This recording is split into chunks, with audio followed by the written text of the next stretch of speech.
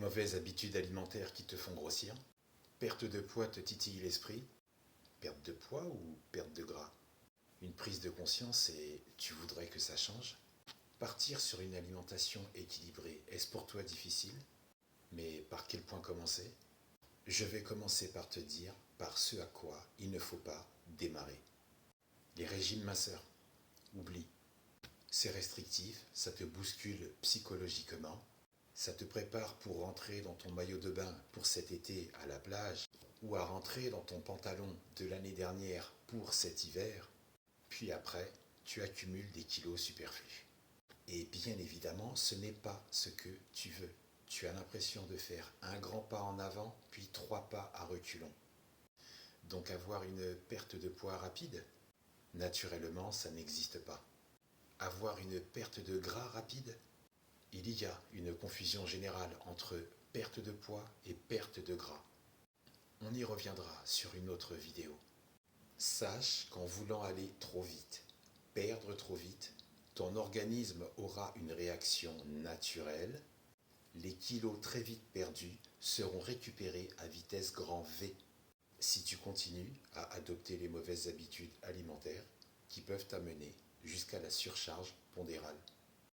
Donc, une solution, un rééquilibrage alimentaire peut être judicieux et peut aussi t'éviter l'effet yo-yo.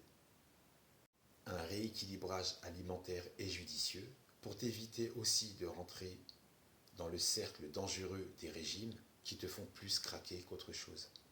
Le rééquilibrage alimentaire est intéressant car il te permet de garder la bonne humeur, le moral, être vivant et dynamique.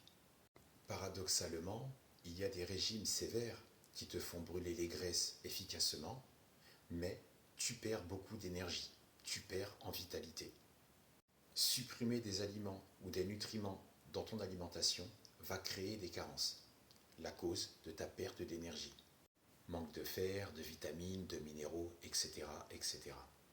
Un rééquilibrage alimentaire, ce n'est pas une mesure dans le temps, c'est plutôt une façon de vivre et surtout de bien manger. C'est prendre des bonnes habitudes alimentaires pour une durée indéterminée, stabiliser les chiffres sur la balance, garder la notion de plaisir et instaurer de nouvelles et bonnes habitudes pour ta santé et ton bien-être. Ton corps va réagir et changer de façon significative si tu respectes une stratégie, un ordre alimentaire. En 1, l'eau. Hydrate-toi régulièrement. Je sais, ça semble idiot et superflu, mais si tu consommes 1,5 litre à 1,7 litre d'eau par jour, par petites gorgées et espacées tout au long de la journée, ça va faire toute la différence. Tu envoies de nouveaux signaux à ton corps. Ton corps est constitué de 60 à 75% d'eau, selon ta taille, ton poids et ton âge. Donc l'eau n'est pas à négliger. En 2, les féculents, sous différentes formes. Lentilles, pois chiches, fèves, il y en a plein. Fais-toi plaisir. Je n'inclus pas les céréales et les pâtes. J'en parlerai dans une autre vidéo. Par contre, j'inclus le riz. Ça fait débat. Et on s'étalera dessus prochainement. J'inclus les pommes de terre, les patates douces. Et si tu ne peux pas te passer de pain, vise le pain complet, en petite quantité. 3. Les fruits et les légumes. Je ne vais pas te la jouer, mange 5 fruits et légumes par jour, mais chez toi, mets toujours à disposition une corbeille de fruits. Des fruits de saison et des fruits secs, des noix, des amandes. Ces fruits sont indispensables à ta santé. En dehors de la fibre qu'ils t'apportent, ils te fournissent de la vitamine C et du calcium. Beaucoup pensent qu'il n'y en a que dans les produits laitiers. Une pomme contient du calcium. Une poire contient du calcium. Les légumes, c'est la même.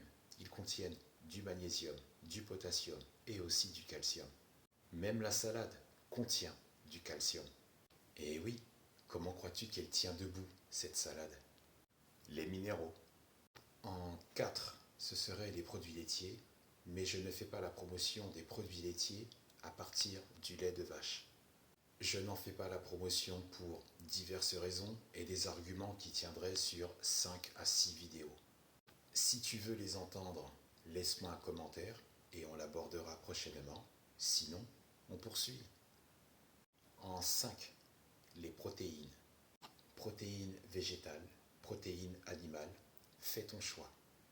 Il est facile de cuisiner tes protéines de centaines de façons différentes et il n'y a aucune raison de te lasser de tes assiettes. Tout comme ceux qui alternent protéines animales 1 à 3 fois par semaine en alternant 4 à 5 jours de protéines végétales le restant de la semaine. Ça peut être aussi un excellent compromis. Les protéines sont indispensables, elles sont essentielles dans ta vie. Elles structurent tes muscles, elles structurent ta peau. Elles sont le résultat de ta défense immunitaire, tes anticorps. Les protéines transportent l'oxygène dans l'organisme, tout comme l'hémoglobine. Hémoglobine, on peut en parler? L'hémoglobine est une protéine riche en fer qui se trouve dans les globules rouges et qui donne au sang sa couleur rouge. Les protéines sont aussi impliquées dans ta digestion par le biais des enzymes digestives.